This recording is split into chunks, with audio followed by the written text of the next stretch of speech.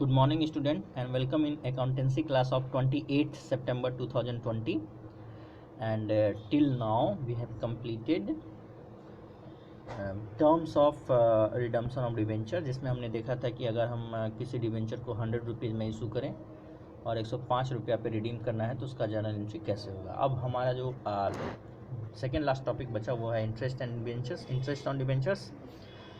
तो when a company issues debentures, it is under an obligation to pay interest thereon at fixed percentage and the half yearly periodically until the debentures are repaid। कहने का मतलब repaid का मतलब होता है वापस करना, यानी अगर हम कोई डिवेंचर इशू करते हैं तो उस पर हमारा एक ऑब्लिगेशन यानी हमारा एक दायित्व बन जाता है और ऑब्लिगेशन बनता है कि उसको हमको जो है फिक्स रेट से जो है इंटरेस्ट पे करना है हाफ ईयरली, यानी हर 6 महीना पे आपको करना है। कब तक करते रहना? जब तक इसको उस लोन का अमाउंट को वापस ना कर दिया जाए। This percentage is usually A part of the name of debentures. ये जो परसेंटेज का जिक्र होता है ये क्या होता है? जनरली जो है डिवेंचर के नाम के आगे लिखा रहता है, उसका नाम का ही एक हिस्सा होता है। जैसे 8% डिवेंचर्स, 8% डिवेंचर्स मतलब कि इस पर 8% इंटरेस्ट मिलेगा। 10% डिवेंचर्स मतलब 10% मिलेगा। And interest is payable is calculated at the normal value of debenture. जैसे हम लोग सिंपली जैसा निकालते हैं कि अगर 6 महीना के लिए निकालना तो 6/12 इंटू 10% है तो 10/100 करके जो भी डिवेंचर का अमाउंट है आप उसको मल्टीप्लाई कर दीजिए तो अपने आप इंटरेस्ट निकल जाएगा। Interest on debenture is a charge against the profit of the company must be paid whether the company earn profit और नॉट। मतलब कि इस पर जो है इंटरेस्ट आपको देना ही देना है डिवेंचर पे, भले कंपनी को प्रॉफिट हो चाहे नहीं हो, क्योंकि वो आपने कर्ज के रूप में लिया है। According to Income Tax 1961, the company must deduct the income tax as the prescribed rate of interest payable to debentures if it exceeds the prescribed limit। अगर बोलता है इनकम टैक्स 1961 के अनुसार अगर जो डिबेंचर पर इंटरेस्ट जो दे रहा है डिबेंचर होल्डर को, कंपनी जो लोगों को कह सकते हैं यानी जो पब्लिक जिन्होंने लोन दिया है कंपनी को, उसको अगर इंटरेस्ट वो पे कर रहा है तो उस पे पर इनकम टैक्स को घटा कर देना है। ये इंपॉर्टेंट बात है और इसको बोलते हैं it is called tax deducted at source TDS, यानी कि सोर्स में ही से जैसे ही आपका इनकम हुआ, यानी जो आप इनकम देना चाह रहे हैं डिबेंचर होल्डर को या पब्लिक को या आपने जिससे कर्ज लिया उसको, तो जो इंटरेस्ट है उस पर जो है एक जो लिमिट क्रॉस करने के बाद आपको इंटरेस्ट जो है टैक्स जो है काटना होगा और इसको डिपॉजिट करना होगा टैक्स अथॉरिटीज़, यानी टैक्स अथॉरिटीज़ यानी सरकार के पास इसको डिपॉजिट करना है।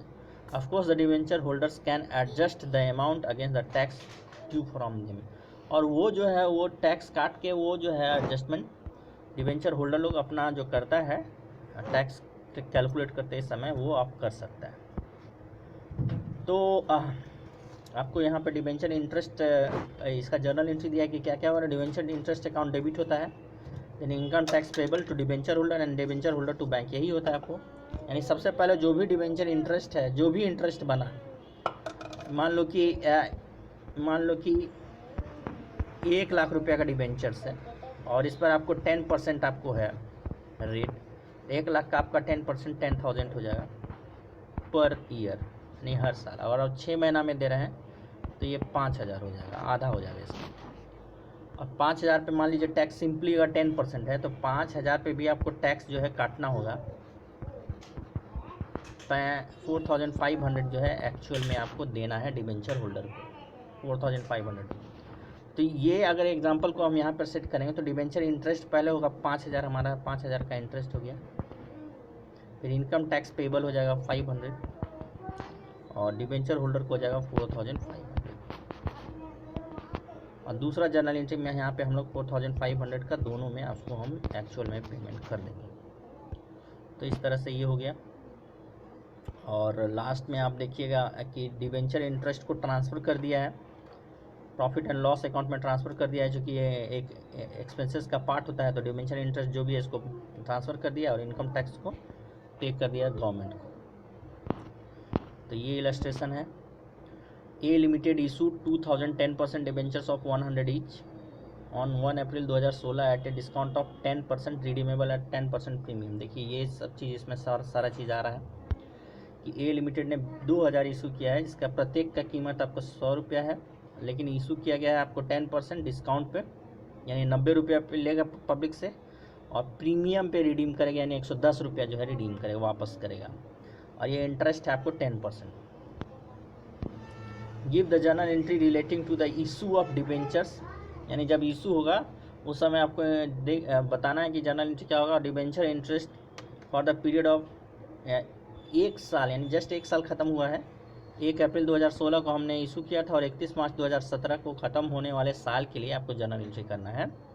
Assuming that the interest was paid half yearly on September 30 and March 31, तो 6 महीना बाद, अगर अप्रैल से आप काउंट कीजिएगा 6 महीना तो सितंबर 30 आएगा, तो 30 महीना सितंबर 30 को एक बार इंटरेस्ट पे होगा और 31 मार्च को पे होगा, और टैक्स को भी डिडक्ट कर रहा है 10% से।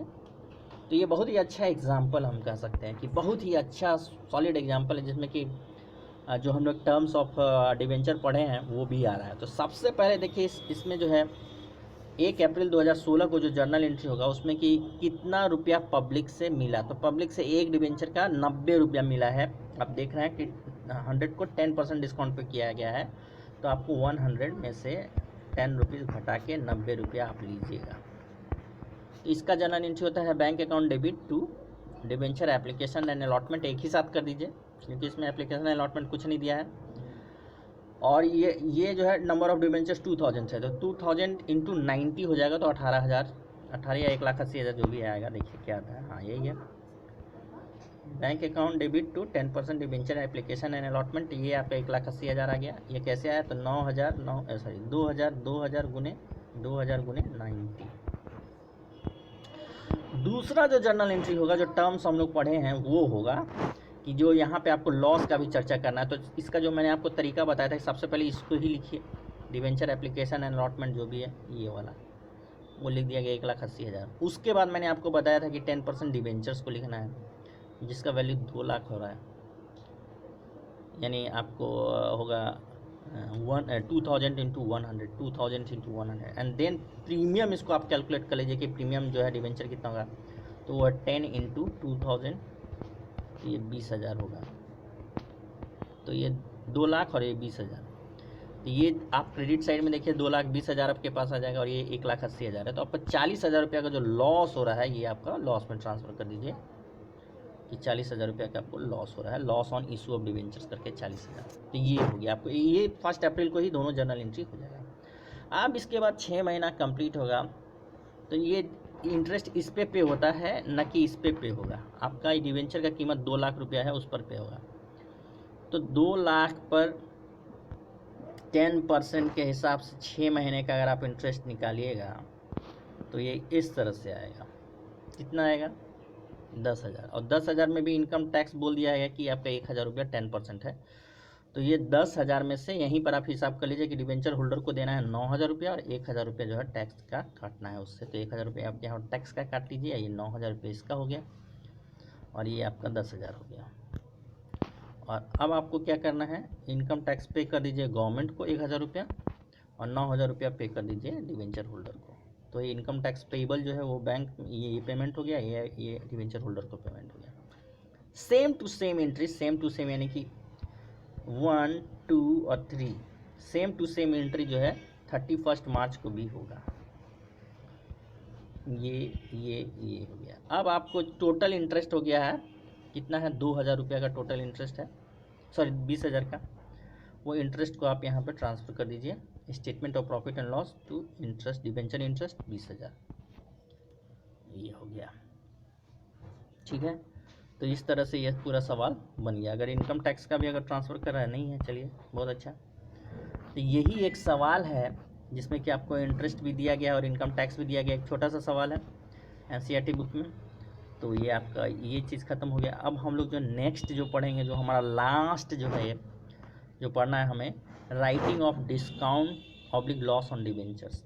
ये पहले ये बताइए कि इसका कॉन्सेप्ट क्या है। तो इसका कॉन्सेप्ट मैं आपको समझा दूँ कि राइटिंग ऑफ डिस्काउंट, जो भी डिवेंचर डिस्काउंट पर इशू होता है, या जो जस्ट अभी हम लोग एग्जांपल देखें कि हम डिस्काउंट पे इशू भी कर रहे हैं और प्रीमियम पे रिडीम कर रहे हैं, तो ये हमारा लॉस बढ़ के ज़्यादा हो जाता है, डबल हो जा रहा है हमारा लॉस।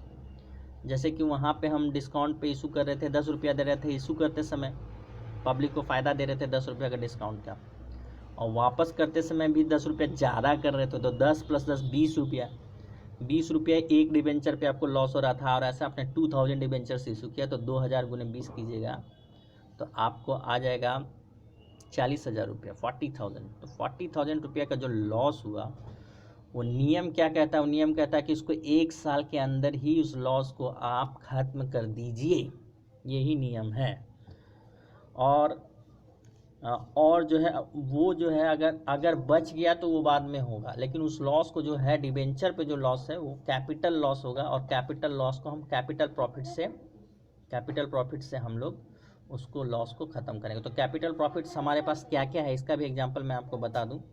सिक्योरिटीज़ प्रीमियम रिजर्व जो है हमारा कैपिटल प्रॉफिट होता है, सिक्योरिटीज़ प्रीमियम रिजर्व जो है कैपिटल प्रॉफिट होता है। उसके बाद जो शेयर फॉरफीचर का जो पैसा होता है वो भी कैपिटल प्रॉफिट होता है, जो हम कैपिटल रिजर्व में ट्रांसफ़र कर देते हैं, तो वो भी एक प्रकार का कैपिटल प्रॉफिट है। तो आप क्वेश्चन बनाइएगा तो उसमें उसका जिक्र होगा। तो चलिए हम इसको सबसे पहले आपके लिए पढ़ते हैं। डिस्काउंट और loss on issue of debenture is a capital loss and it is return of in the year. देखें आप, इन द ईयर यानी उसी साल में, व्हेन डिबेंचर्स आर इशूड, यानी जिस साल डिबेंचर इशू हुआ है ना उसी साल इसको ख़त्म भी कर देना है। इससे पहले जो था उसमें बता रहा था कि 10 साल है तो 10 साल में ख़त्म करना है, 10 साल का डिबेंचर तो 10 साल में ख़त्म करना है, अभी नहीं है, उसी साल में आपको ख़त्म करना है। डिस्काउंट और loss can be return of from the securities premium reserve, जो भी आपको बताया कि कैपिटल प्रॉफिट होता है। ये जो सिक्योरिटीज़ प्रीमियम रिजर्व जो कि हम प्रीमियम पे जो भी इशू करते हैं डिबेंचर चाहे शेयर्स को, तो उससे हमें जो कैपिटल प्रॉफिट होता है, कैपिटल प्रॉफिट से ही कैपिटल लॉस सेट ऑफ किया जा सकता है, राइट ऑफ किया जा सकता है। यही मैचिंग कॉन्सेप्ट बोलता है हमारा अकाउंट्स का। In case of capital profit do not exist are educate, अगर मान लीजिए कि कैपिटल प्रॉफिट है ही नहीं या इनएडुकेट है यानी कम है, जैसे इस केस में मान लो 40,000 है और हमारे पास कोई कैपिटल प्रॉफिट नहीं है, तो क्या करेंगे? या कैपिटल प्रॉफिट है लेकिन 30,000 का है, 10,000 अभी भी हमारे पास नहीं है उसके लिए, तो क्या करेंगे? तो उसके लिए लिखा हुआ the amount should be written off against revenue profit, यानी तब ऐसे हाल में आपको अगर रेवेन्यू प्रॉफिट है तो वहाँ से इसको राइट ऑफ कीजिए। Revenue profit statement of profit and loss, यानी प्रॉफिट एंड लॉस अकाउंट जो क्लास 11 में बनाए हैं वो रेवेन्यू प्रॉफिट के एग्जाम्पल है। तो जर्नल एंट्री पास्ट इज, तो ये जो है इस तरह से होता है कि डिस्काउंट ऑफ डेबिट होता है, जब उसको आप राइट ऑफ कीजिएगा तो ये क्रेडिट हो जाएगा, discount on issue of debentures. और SPR यानी securities premium reserve account debit, और statement of profit and loss account जो भी आपको दो, मान लो कि ये इसमें सफिशिएंट पैसा है तो स्टेटमेंट ऑफ PL करने की ज़रूरत नहीं है, और मान लीजिए कि सिक्योरिटीज प्रीमियम रिजर्व है ही नहीं, तब आपको statement of profit and loss करने की ज़रूरत है।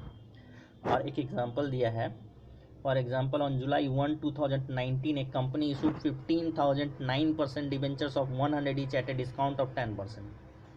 ठीक है, यहाँ 15,000 है, 9% डिबेंचर इंटरेस्ट हो गया उसका, और 100 रुपया का एक है, और 10% इसमें डिस्काउंट दिया है। अब इसमें देखिए बोलता है कि it has a balance of ₹1 lakh in securities premium reserve account, उसका बैलेंस है 1 लाख रुपये का सिक्योरिटीज प्रीमियम रिजर्व में, and the discount on issue of debentures is ₹1,50,000। तो ये कैसे आया बता सकते हैं?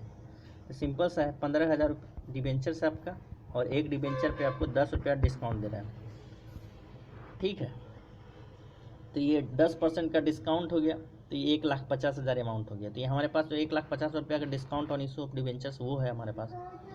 और 1 लाख का आप देखिए सिक्योरिटीज प्रीमियम रिजर्व है, मात्र 1 ही लाख का, यानी कैपिटल लॉस है 1,50,000 और कैपिटल प्रॉफिट है 1 लाख। अब आपको बनाना है कि कैसे राइट ऑफ होगा, तो राइट ऑफ इस तरह से होगा, आप पूरा के पूरा SPR यानी सिक्योरिटीज प्रीमियम रिजर्व का पैसा लीजिए, और 50,000 जो बच गया वो statement of profit and loss से ले लीजिए, और लास्ट में ये जर्नल एंट्री पास कर दीजिए। ये 1,50,000 को ये discount on issue of debentures को क्रेडिट कर दीजिए, और इस तरह से आपका ये जो है सॉल्व हो जा रहा है आपका। एक एग्जांपल और हम लोग देखते हैं, देख सकते हैं हमारे पास समय है अभी।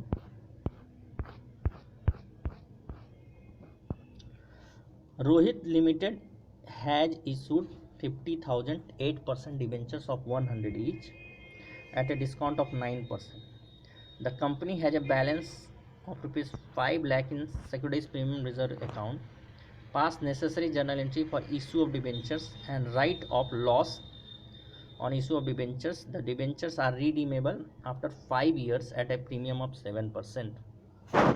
अब देखिए ये जो एग्ज़ाम्पल है एक बहुत अच्छा एग्जाम्पल है। इसमें आपको डिबेंचर यानी जो कर्ज लिया जा रहा है वो 5 सालों के लिए लिया जा रहा है, 5 सालों के लिए लिया जा रहा है और अब प्रीमियम ऑफ 7% पे रिडीम भी करना है।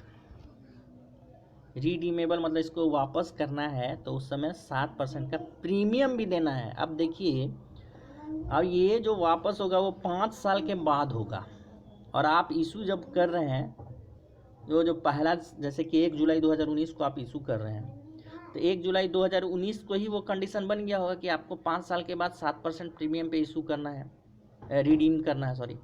तो जब आप रिडीम कर रहे हैं 5 साल के बाद 7% प्रीमियम पर तो उसी समय यानी 1 जुलाई 2019 को जो ऑब्लिगेशन बना इसका तो एंट्री करना पड़ेगा।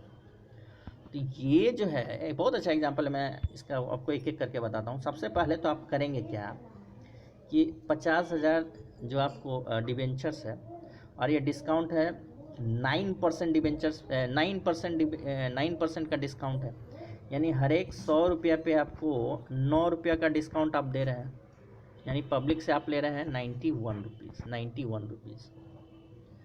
तो जो पहला जर्नल एंट्री होगा जिसमें कि आपको जो पैसा आने वाला जो जर्नल एंट्री वो पब्लिक से आएगा 91 रुपीज़ एक डिबेंचर का, तो 50,000 का आपका आएगा 91 इंटू 50,000। अगर आप 91 इंटू 5 कीजिएगा तो आ गया 5 1 जा 5 5 9 जा 45 455 और 1 2 3 4 0, यही आपका ये अमाउंट है 455 और 1 2 3 4 यानी 45,50,000 ये पहले पैसे आ गया। आप जब आप इसका सेकेंड एंट्री करिएगा तो उसमें याद रखिए कि आपको प्रीमियम ऑन रिडम्पशन का भी एंट्री करना है, यानी इस तरह से करना है। ये डिबेंचर है टोटल 50 लाख का और premium on redemption of debenture जो आप दे रहे हैं वो दे रहे हैं 7 रुपया एक डिबेंचर पे, यानी 7% पे। तो 50,000 का आपका डिबेंचर है तो टोटल हो जाएगा 3,50,000। तो ये 3,50,000 आपको करना पड़ेगा to premium on redemption of debentures 3,50,000। ये प्रिंटिंग मिस्टेक है, ये यहाँ पे होगा क्रेडिट साइड में 3,50,000। तो 50 लाख और 3,50,000 आप ऐड कीजिएगा तो 53,50,000 आता है क्रेडिट साइड में, और 53,50,000 में 45,50,000 को आपको घटाना है क्योंकि ये वाला अमाउंट है, यही आपको मिला है। तो 8 लाख के ऑटोमेटिक जो है loss on issue of debenture आया, यानी कि टोटल लॉस आप डिबेंचर इशू करते समय आपको 8 लाख रुपया का हुआ है। अब 8 लाख रुपया का हुआ है तो आप इस 8 लाख रुपए को उसी साल जो है आप ख़त्म करेंगे, उसी साल 8 लाख रुपया को, यानी 2019 में ही। तो वो loss on issue of debenture जो है वो यहाँ पे लिख दीजिए 8 लाख रुपया, और सिक्योरिटीज प्रीमियम रिजर्व में आपका दिया हुआ है 5 लाख रुपया तो वो लिख दीजिए, और जो बच गया ये बच गया 3 लाख ये हो गया। अब क्वेश्चन मैं इसी में थोड़ा सा ट्विस्ट कर देता हूँ कि यहाँ सिक्योरिटीज प्रीमियम रिजर्व में जो बैलेंस दिया है मान लो 5 लाख का, ये 5 लाख नहीं दिया रहता, ये सेंटेंस ही नहीं रहता ये वाला, अगर इस सवाल में ये सेंटेंस ही नहीं रहता कि सिक्योरिटीज प्रीमियम रिजर्व ये नहीं रहता मान लो, तो 8 लाख सीधा हम लोग statement of profit and loss से ही घटा देते। ये स्टेटमेंट ऑफ प्रॉफिट लॉस में ये 3 के बजाय 8 लाख हो जाता, 8 लाख से पूरा के पूरा घटा देते, और ये था ही नहीं इसलिए था ही नहीं। दूसरा कंडीशन कि अगर यहाँ पे आप देखिए कि अगर सिक्योरिटीज प्रीमियम रिजर्व में 5 की जगह 10 लाख होता, 10 लाख होता, तो इस कंडीशन में इसकी ज़रूरत ही नहीं पड़ती statement of profit and loss की, इसको वहीं से घटा देते पूरा के पूरा, इसको जो है सिक्योरिटीज प्रीमियम रिजर्व में चूँकि 10 लाख है तो हमारे पास 8 लाख आराम से हम इसमें से ले सकते हैं। तो फंडामेंटल कॉन्सेप्ट यही है कि कैपिटल लॉस को कैपिटल प्रॉफिट से पहले, कैपिटल प्रॉफिट से जो है उसको हम सेट ऑफ करेंगे। अगर कैपिटल प्रॉफिट नहीं हुआ है तो हम जो है रेवेन्यू प्रॉफिट से सेट ऑफ करेंगे, और रेवेन्यू प्रॉफिट जो होता है statement of profit and loss में होता है। तो ये आपका रह गया इलस्ट्रेशन 19 एंड 20, जिसको कि हम नेक्स्ट वीडियो में डिस्कस करेंगे, और यही हमारा लास्ट टॉपिक होगा। उसके बाद आपको सेक्शन 2 चालू होता है, तो सेक्शन 2 हमें पढ़ना नहीं है। तो इस तरह से ये हमारा जो है सिलेबस ख़त्म हो रहा है। तो आज आप जो है दोनों इलस्ट्रेशन जो है जो कि डिस्कस किया गया है वो बना लीजिएगा एज ए CW। इसके बाद हम लोग ये वाला जो है इलस्ट्रेशन 19 नेक्स्ट वीडियो में मैं कर दे रहा हूँ। So thank you so much.